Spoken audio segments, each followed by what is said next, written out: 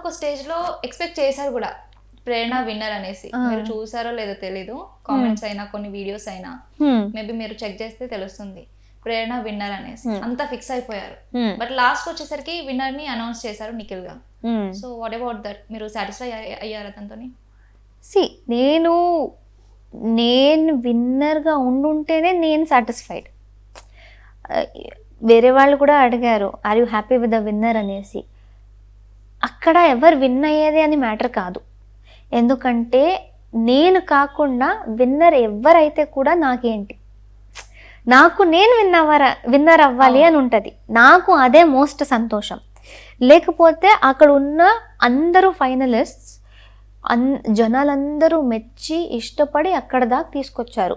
So మొత్తం season మొత్తం ఉన్న వాళ్ళలో వాళ్ళు బెస్ట్. అప్పుడు అంటే 22 మెంబర్స్లో టాప్ 5 అంటే బెస్ట్ 5 అన్నట్టు.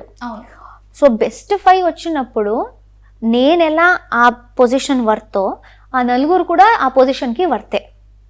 సో దానిలో వాళ్ళెందుకు విన్ అయ్యారు అని చెప్పడానికి నాకు లేదు. ఎందుకంటే నన్ను కూడా జనాలే ఇష్టపడి అక్కడ పెట్టారు, వేరే నలుగురిని కూడా జనాలే ఇష్టపడి అక్కడ పెట్టారు.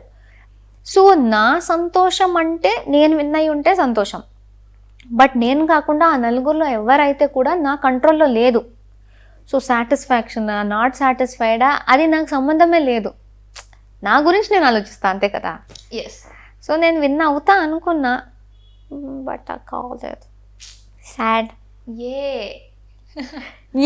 Why you are the winner.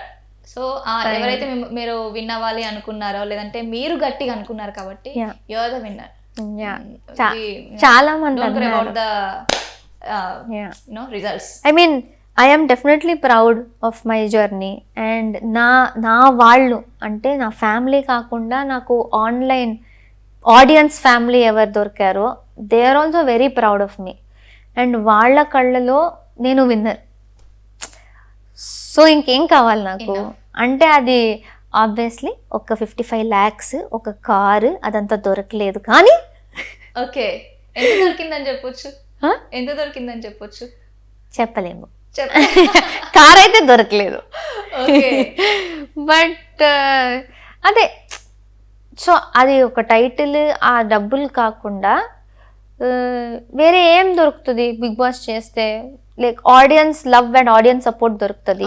అది విన్నర్కి ఎంత దొరికిందో నాకు కూడా దొరికింది. So I have got my people, I have got my fans, I have got my audience.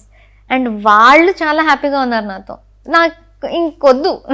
నా ఫ్యామిలీలో మా పేరెంట్స్, నా సిస్టర్ ఇన్ లా, నా హస్బెండ్, నా in-laws, they are all very happy. Extended families are very happy. అంతే, నా చుట్టూ ఉన్న వాళ్ళందరూ హ్యాపీగా ఉన్నారు. ఇంకేం కావాలి?